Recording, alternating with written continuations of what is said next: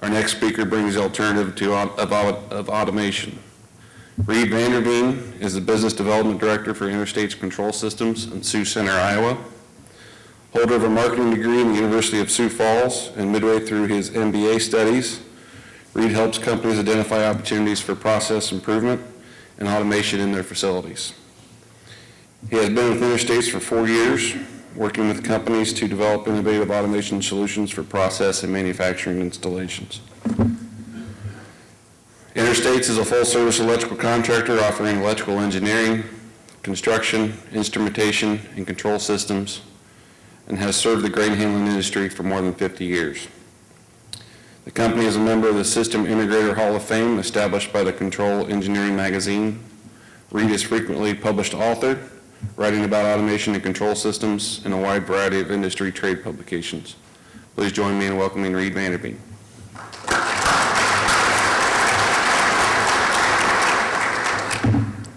Got that for me. Hello, everybody hear me? Perfect. Well, good morning, guys. I wanted to thank you, first of all, thank NGFA for the opportunity to speak with you. Down to the second to last session, so bear with me.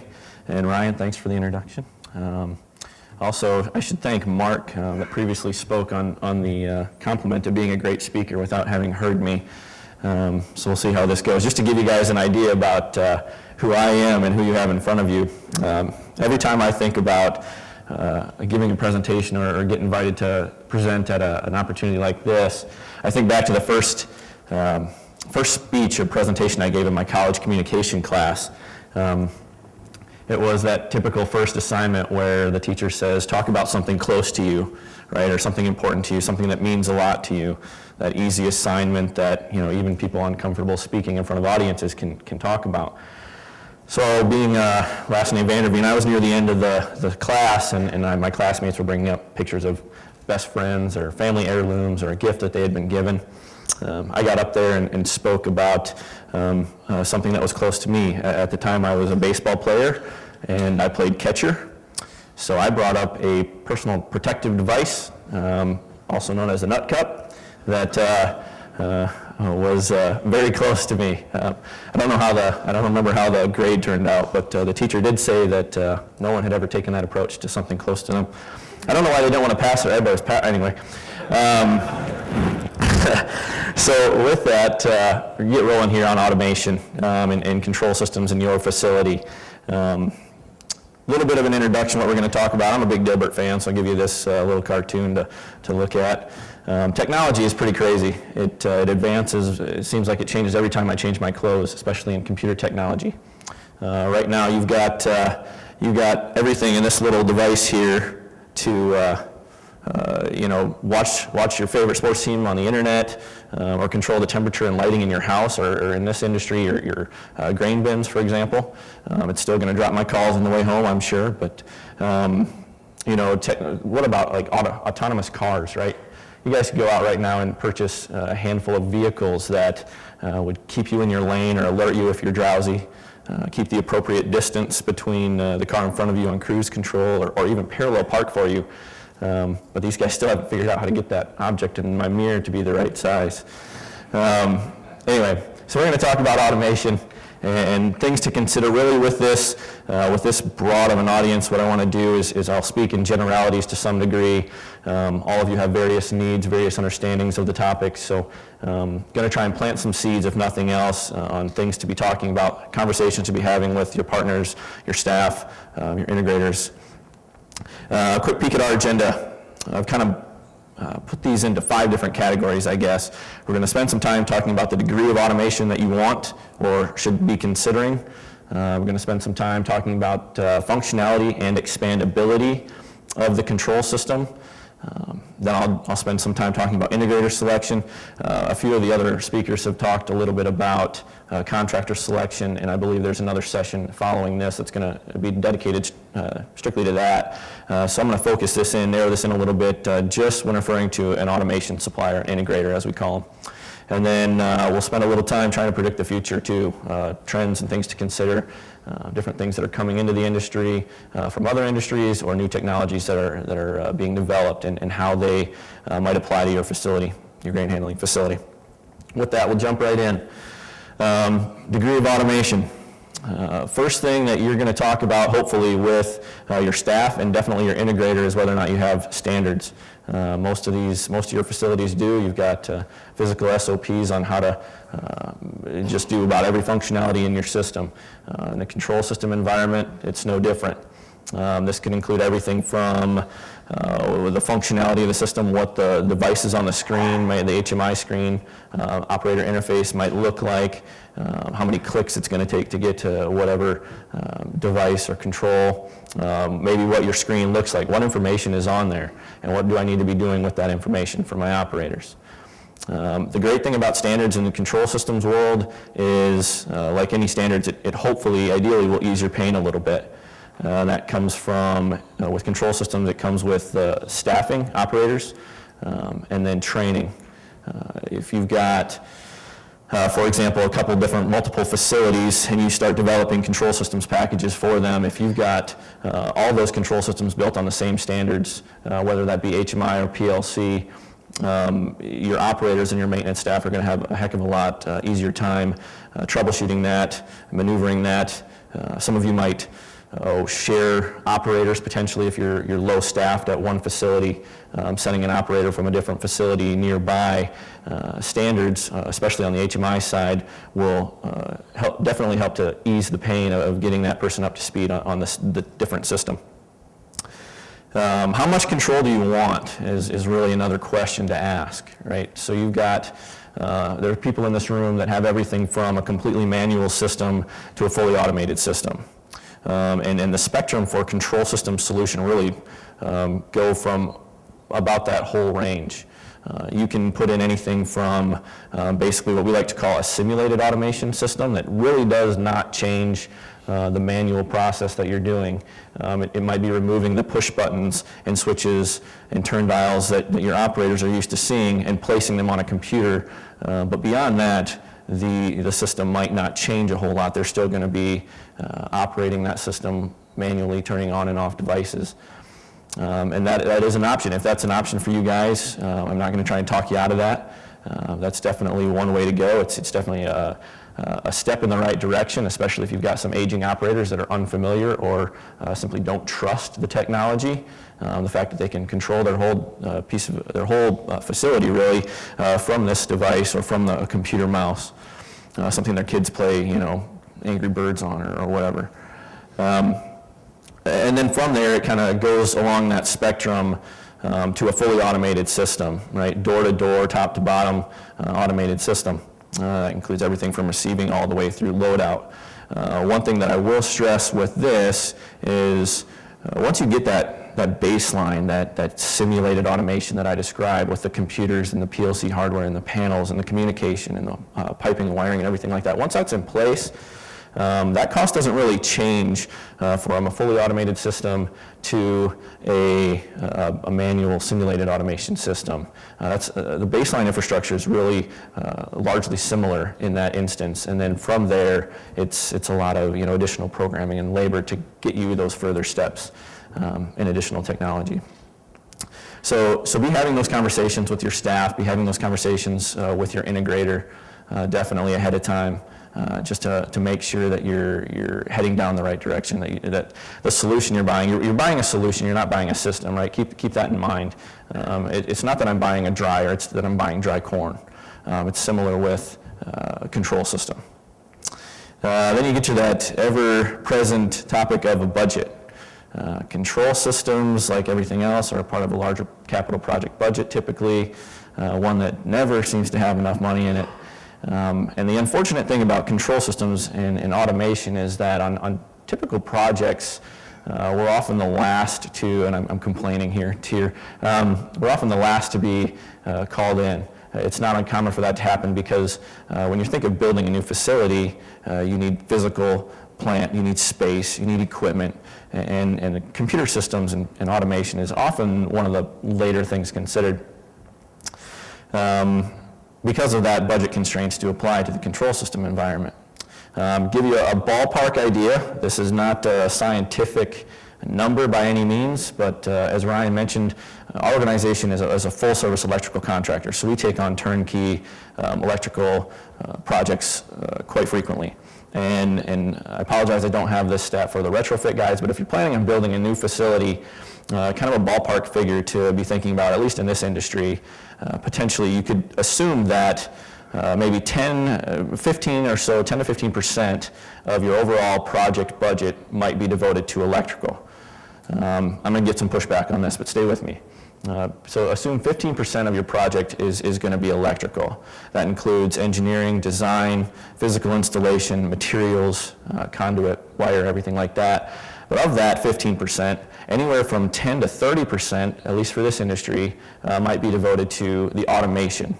So if we follow that logic and that math through, if I've got a $10 million facility that I'm building, 15% of that gets me, I got loud, sorry, I should face like this the whole time. 15% of that project gets me to $1.5 million that I might need for electrical. Of that $1.5 million, potentially anywhere from $150,000 to $500,000 should be devoted to the control system. And that's going to vary on the level of sophistication and, again, the degree of automation that you want. Use that for what it's worth. Operators is another thing to definitely consider when you're looking at adding automation, especially to an existing facility. It's probably more important there. If you're going from a manual system to an automated system, you're going to run into a couple issues with your operators. For one, stands a pretty good chance that they've been there for a while, hopefully for your sake. They've been there for a while and they're pretty familiar, they're pretty comfortable with the system and how it operates. The notion itself that a box, an electrical box, knows how to run my facility better than I do is a big step to cross, a big gap to cover, to cross for a lot of these operators. So you're going to run into some resistance there. Additionally, there's not a lot of new operators, at least not high-quality operators coming in to the industry. And I don't mean that as to bash your operators, but there's not a lot of guys, kids growing up these days that are saying, I just want to really operate a grain facility. There's not a lot of sexy about operating a grain handling facility. So unless you get into a modern, at least a modern, really modern facility with these control systems. Now, the good news for you guys on that subject is that there's a generation, it's probably anywhere from 5 to 15 years out, of people that have spent their entire lives on computers, and knowing that they can play on a big screen TV and watch cable and still control a facility like this one that you see here in this picture might be a little bit more appealing. Just for reference too, this is a picture of a control station that we developed, not for the grain handling facility, but it was a chemical facility. But this has, if you can see it on there, 8 small static screens on the side, and then 1 giant interactive screen in the middle. It's a traditional TV that you picked up at Best Buy, but there are some options there. You'll see a few more options that we go through. Moving on, I'm not going to spend a ton of time on this slide just for the sake of keeping things moving here. I was going to speak a little bit about the different ways that you can integrate all these systems, and there's a whole bunch of great vendors. Hopefully you had a chance to talk to them at the show that could probably talk a little bit more about each one of these little processes within a plant. The one thing I will stress on this slide is that when you do get all of these systems put in place in your facility, one of the great things that you get other than just control is information. And not only information in general, but actionable information, right? So instead of me showing up to the facility on Wednesday morning and rifling through a stack of papers and deducing that, hey, we ran pretty good yesterday.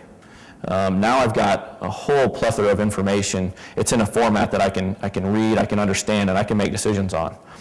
For example, if I'm building or if I'm retrofitting a facility, I've got a certain amount of capital budget available to do that, and I know that it takes 7 minutes to unload a truck, but it takes 12 minutes to check them in, to get everything set up in the system. If I've got any amount of money at all to update and improve my facility, it becomes pretty clear with that information where I should be dedicating those funds. So that's really all I want to stress on this slide. Expandability. Here's another HMI, I guess. This is probably a typical screen that we'll see in a lot of facilities. HMI setup. This is a quad monitor. That's one PC running that. A lot of the guys are using one monitor, 2 monitors, 3 monitors, what have you. Chances are you probably don't need anything like that. That's 12 monitors. These guys wanted every process on its own screen. They needed that's crazy. This is a pretty typical system, HMI interaction system that we see, and you'd be surprised anymore with the technology costs coming down, how inexpensive this setup would be. It's a few $100s per monitor and some additional hardware on the PC side to get that 3rd and 4th monitor on there. Actually now even most laptops that you're buying brand new have a visual card that's able to not only control the PC itself, but 2 additional monitors. So there's very limited costs there. When talking about expandability, future plans, and system sizing, one thing to keep in mind is that even though it kind of exists in this random little world behind the scenes, control systems do have an effect on the physical size, physical layout, and structure of your facility.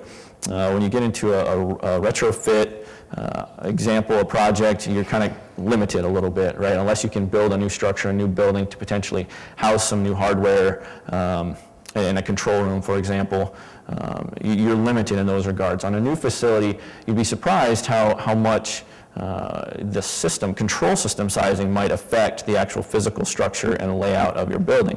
Now, a lot of this is small, but, and I'm kind of covering all 3 of these at once, but if you look at potentially planning for future expansion, right, which is something that is extremely difficult to do in this industry, not knowing what next year might look like. A safe thing to assume, and our organization does this by default unless told otherwise, but on the control system side, just for PLC, HMI, licenses, I/O cards, space, rack space, and things like that, we like to assume about 10 to 20% needed just for spare. And the reason we do that is because it is substantially more inexpensive to plan for that ahead of time than it is to add that later. For example, if I build a new facility and I set up a PLC, a processor, a controller that can handle the system as it sits, and I've got the perfect amount of space in my I/O rack, all the inputs and outputs I need to run the facility as it sits, as soon as I think about expanding, adding another dryer or another automated scale, a loadout scale, or grain storage, what have you, I need to start adding a whole lot more physical hardware than I would have had I planned for that earlier. I might need a new panel. I might need another processor to handle that or upsize the other one. More I/O cards, obviously power and communication to that new panel, and space to put that new panel. So one of the things to just think about is how much space do I need? If you can predict, or plan for the future, be thinking about how much cost do I want to save down the road versus spend now, because it is a fraction of the cost. We're talking a few $100 for an I/O card, or leaving space in that panel, upsizing that panel or processor to be able to handle just a little bit more. Much easier on the front end. Moving on then, integrator selection. I'm going to start to travel a little bit. I like to throw this slide up there just because this is outrageous, and I pray that none of you guys have a panel that looks like this. If you can see it, that is the rat's nest of all rat's nest. This is a picture that I actually took with my phone, opened that opened that panel, about fainted. There's a lot of wire in there. Not a grain handling facility. But one of the things to think about, and again, I'm going to focus here, try to focus anyway, a little bit on the automation world specifically, and some of the gentlemen later will speak about other contractor selection. One thing to think about is whether or not I, as a facility manager or executive, value the option to go with a turnkey solution. There are plenty of systems out there, facilities out there that prefer keeping every single contractor separate. There's some value in that, certainly. But if I value the notion that I can have one throat to choke, as we call it, if something goes wrong, there's an option for a turnkey solution. And there are many integrators out there that do have, if not their own staff for installing a system, commissioning a system. They've got some great partners, so be thinking about that. have those conversations. Schedules and on-site time. I'd be doing myself and about every other integrator on the planet a disservice if I didn't talk a little bit about schedules and on-site time. As I mentioned before, control systems integrators are often the last to be thought of, or at least they're later down the road to be thought of when doing any project. Obviously, there's an order. You have to think about people. You can't just think about all of them at the same time. But I would just stress to get your integrator involved early. One thing that does is it helps do the design up front. You can understand the limitations of the system. You don't have to worry about any of the issues I spoke about on the previous slide. But scheduling is particularly important because most of your projects, by no fault of your own, have the same startup date, the same deadline. For this industry, I could ask every one of you what the last project deadline you had was, and you'd probably say by harvest. And that's fine, but keep in mind that as an integrator, there stands a pretty good chance that we've got one or two or more projects like this going on that has that same startup deadline. The other thing to keep in mind is, say I'm from the Midwest here near Omaha, or even by me up in Iowa and South Dakota, you get some pretty crazy weather once in a while. And if I've got a 7-month project that needs to start by harvest, but due to inclement weather or permitting or any other reason, if I can't start that project on time, that harvest is coming the same time regardless. So for the most part up front, a lot of things shift, but everything has to scale down and kind of get cramped up a little bit. And as the automation integrator, we're kind of at the tail end of that, and often one of the last few people that might help push you guys over that harvest deadline. And with that, I want to just speak a little bit about your on-site time, just to give you a little bit more understanding, I guess, maybe, about the time it takes and the process for being on site. As a control system integrator, when we get on site finally after hopefully you've done a whole bunch of system design and having those conversations with your integrator, doing user acceptance test, and things like that, you've got a pretty good understanding and familiarity with the system and what it's going to do and what it's going to be like. In a perfect world, we could take this to site and plug it in and everything would be great. That doesn't always happen. In fact, rarely happens, if I'm being honest. But on-site time, what we like to call kind of the last phase of a project from the control system world, and I don't know if these are universal, this is what we use anyway, but you've got 3 steps in that on-site time, the final stage of a process. You've got checkout, commissioning, and startup. And each one of these are a little bit different, but each takes time. The checkout phase, you're going to be physically sitting at that computer with a radio or something. There's going to be someone out in the field, and they're going to confirm that when I hit that button on the screen with the mouse that a motor turns on or something trips or what have you. So that takes a certain amount of time to get that done. And you need to do that with every device in order to fully check out your system. Well, what that means for the other contractors is that by the time a control system integrator goes on site, if I want to avoid that hot work that everybody's talking about, I need to have every single piece of equipment installed, everything wired up and all my power and communication, everything like that needs to be in place as we're ready to run before the control system guy can start checking out his equipment. That rarely happens also, but we also then go to the commissioning stage, which is dry running equipment, making sure that grain is actually flowing. Interlocks are tripping, for example, when they're supposed to be, and shutdown sequences and things like that are in place. From there, we start it up, and the startup is really where we pull in the operators, and we're sitting down with your staff, the guys that are going to be running this, and we start receiving grain. And we start running this thing, and we're there to troubleshoot, to help answer questions. I forgot how this, how do I turn this on? What do I do? That's that phase. That all takes time, and with a new project, a rule of thumb for you maybe to be thinking about, and a bunch of you contractors know this, and you're planning for this already, but you could be looking at a 2-week window or more just to get that checkout phase done. So just another thing to keep in mind and be planning for. And then your solution, pretty straightforward, but I just want to bring this up to make sure that your solution is actually your solution, right? The process for receiving and handling grain is relatively similar, but you know as well as anybody that each one of your facilities is unique in some regards. You've got different equipment, different processes, different levels of automation. So make sure that your solution is actually yours. And what that means is make sure that it's what you want. It's not some custom program that a guy in a van wrote for you guys. And every time you have an issue, you got to call him. It's his system at that point. It's not your solution.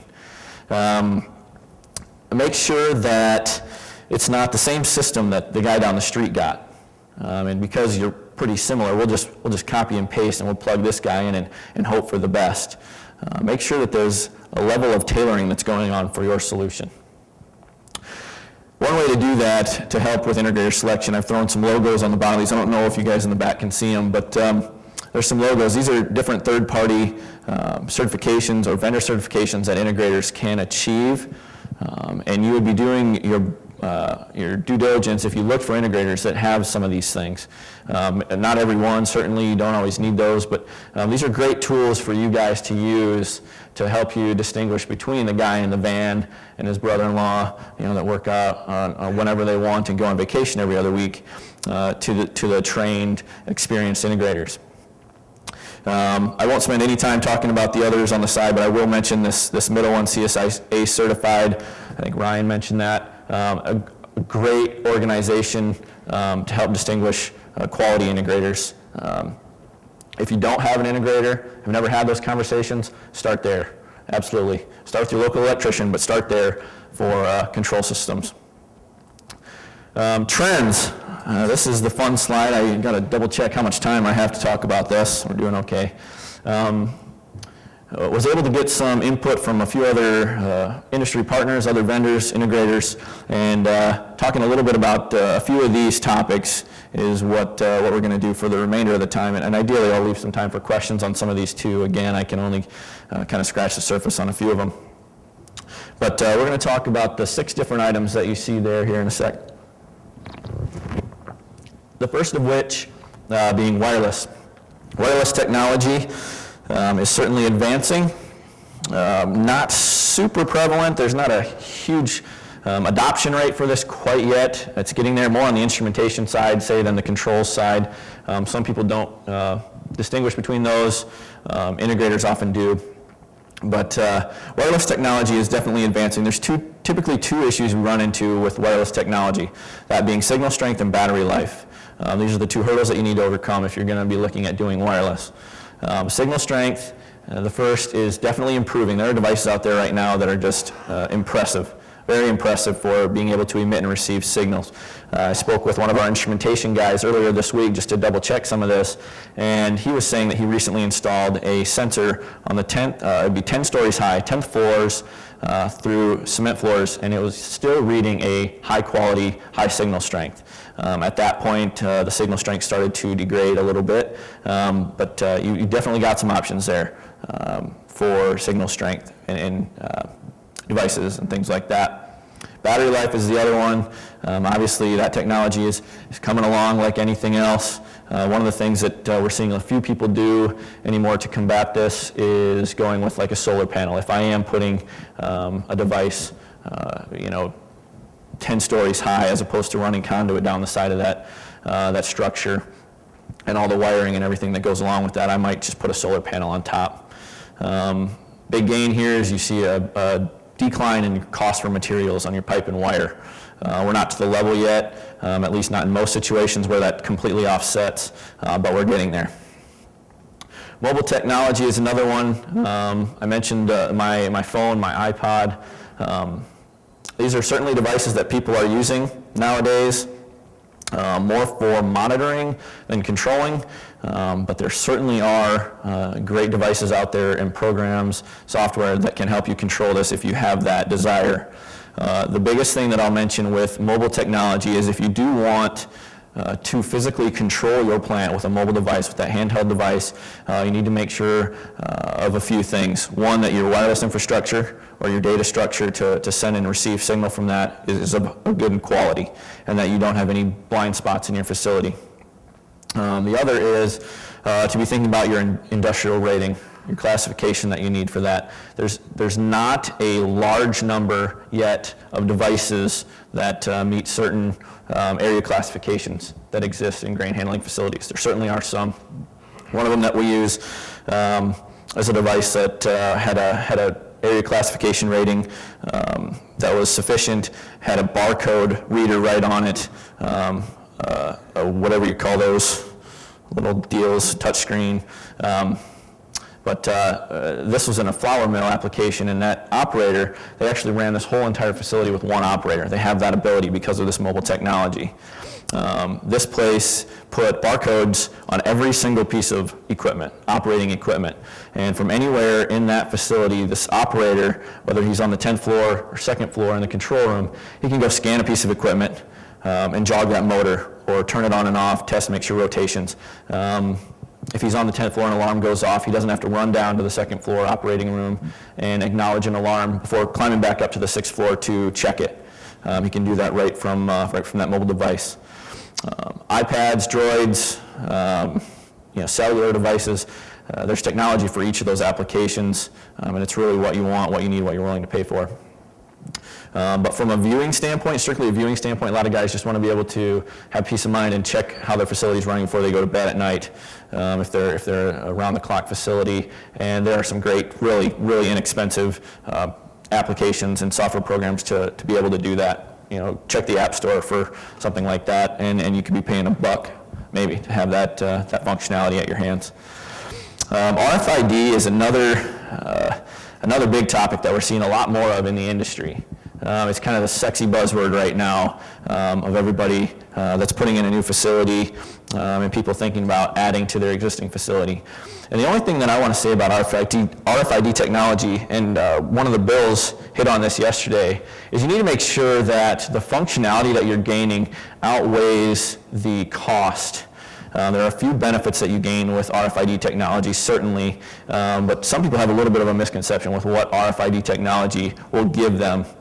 Really, if I had to summarize it, I would say that RFID technology is a way for you to track a individual, a load, a truck, something while it is physically on your premises.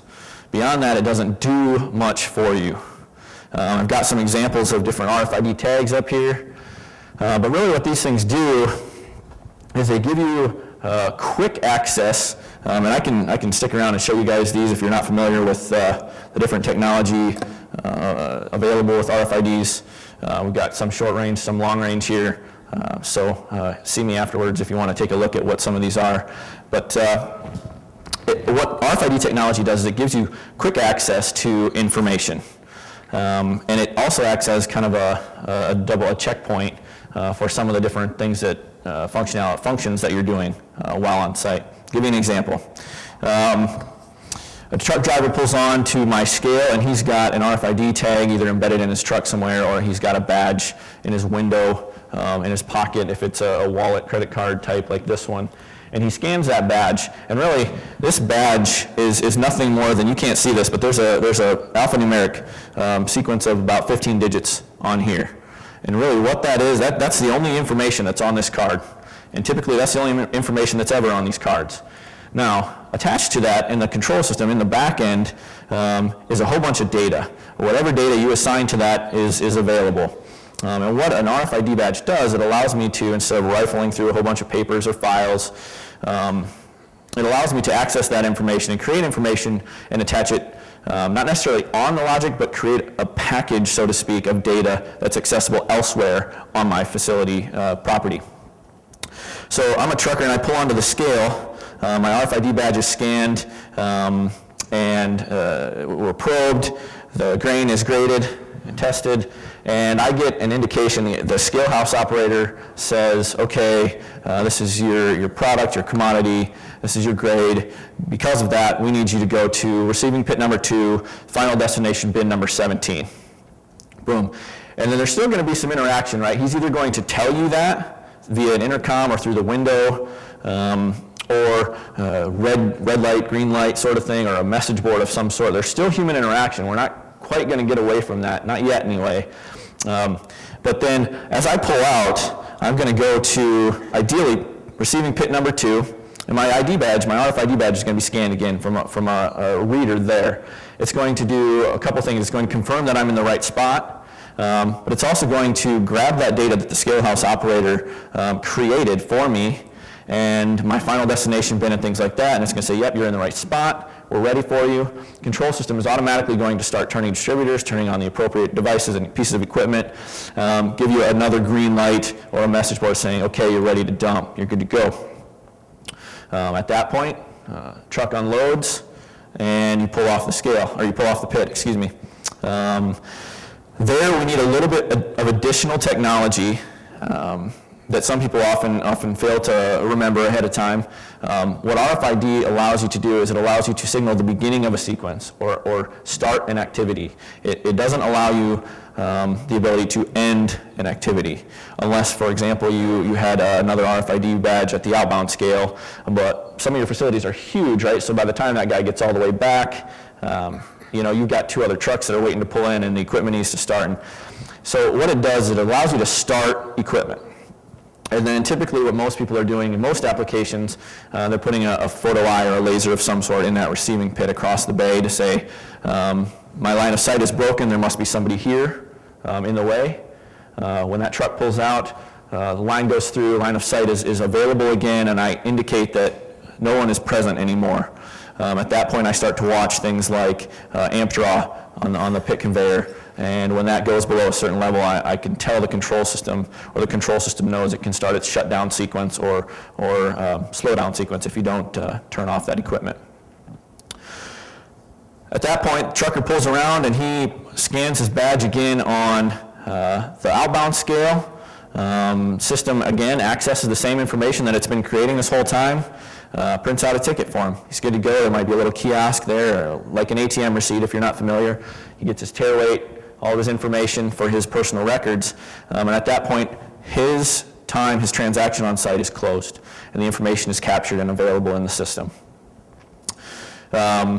This does a couple different things for you. The big thing is that it allows you to do some of those operator-free stations, where I used to have a gentleman out in the receiving pit ensuring that the right equipment was turning on and I'm going to the right bin, turning distributors and things like that. I no longer need that man, per se. Sometimes people don't want to get away from this. They're not comfortable with that, so they still want to staff this. Well, if you're not seeing that offsetting benefit of reducing costs, again, you need to know that the functionality needs to outweigh the expense. Other things, and that's certainly not the only way, other things that RFID technology allows you to do is it allows you to capture that data accurately and efficiently every single time. Reduces the human element for writing down where this went, how much of it was there.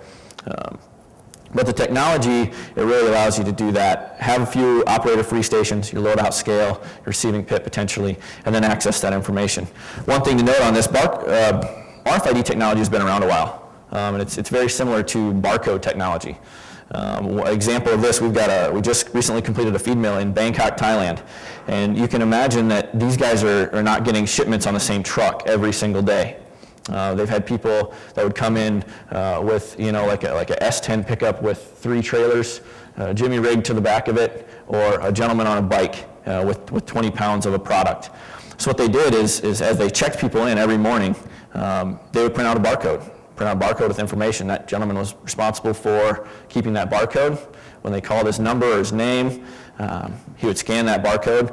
Same thing, scan it on the scale, scan it on the receiving pit, and scan it on his way out, and they print him a ticket and pay him. Similar technology allows you to track people while they're on your premises. Leaving that topic in the event of time, getting into tracking and reporting. This is another thing that's becoming more and more prevalent in the industry, especially with regulations forcing people to kind of track where their food has been. I may want to know where my steak is from, but who knows, down the road I might need to know or want to know what my steak was eating.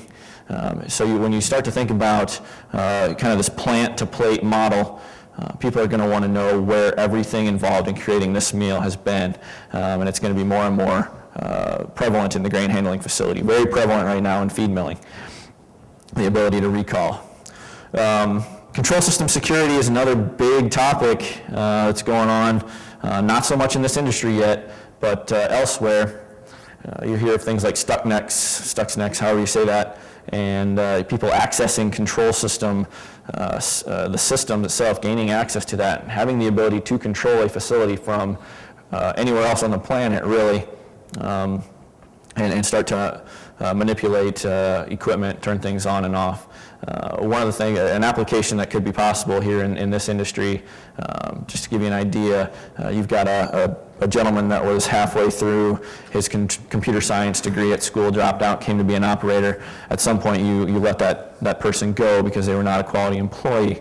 Now a disgruntled employee, that person with a computer science degree, or at least part of it, can access your system potentially if there are not the appropriate firewalls and systems in place.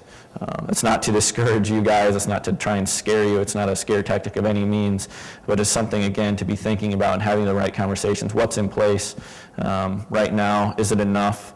Will we need more later? And then to do some planning on the front end if you do have a new facility.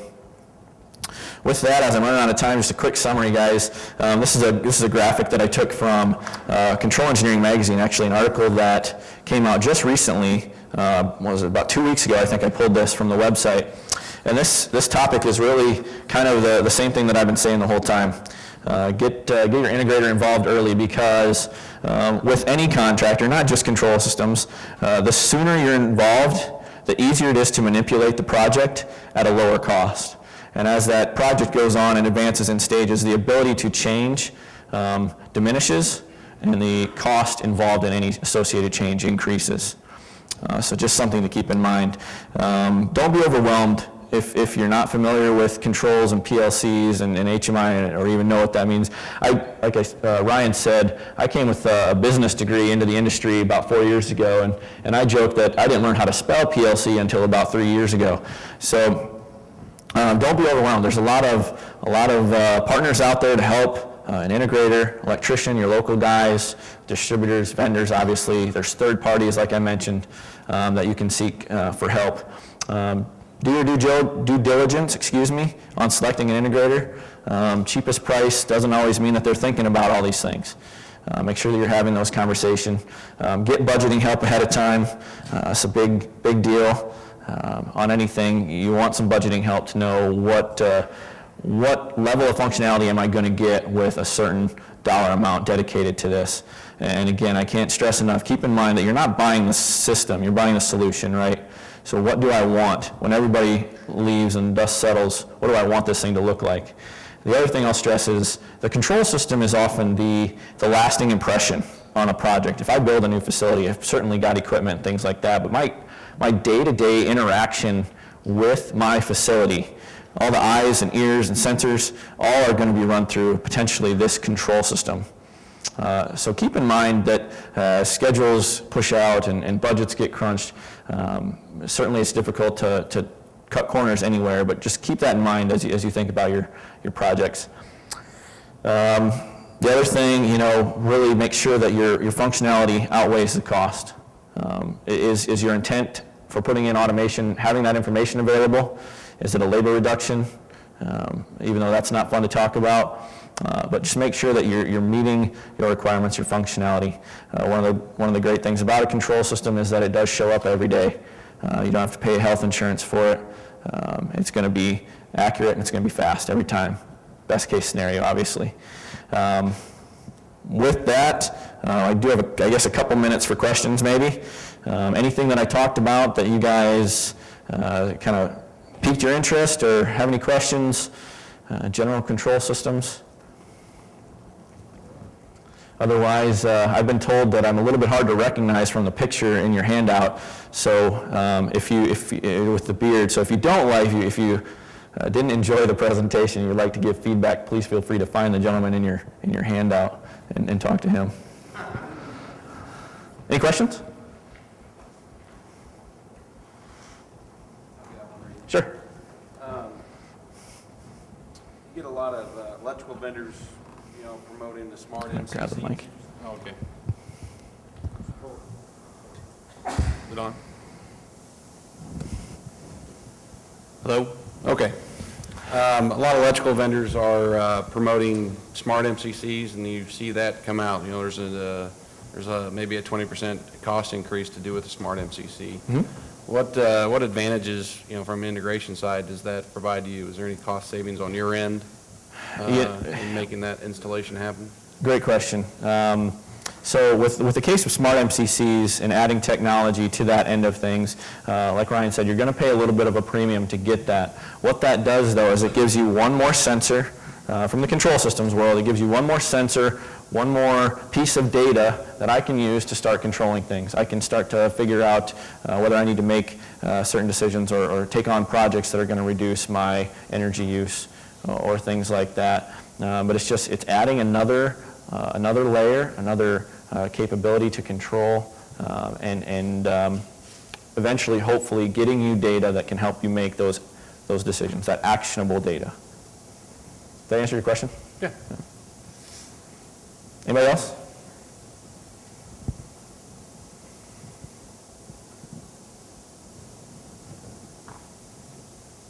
Thank you. Thank you.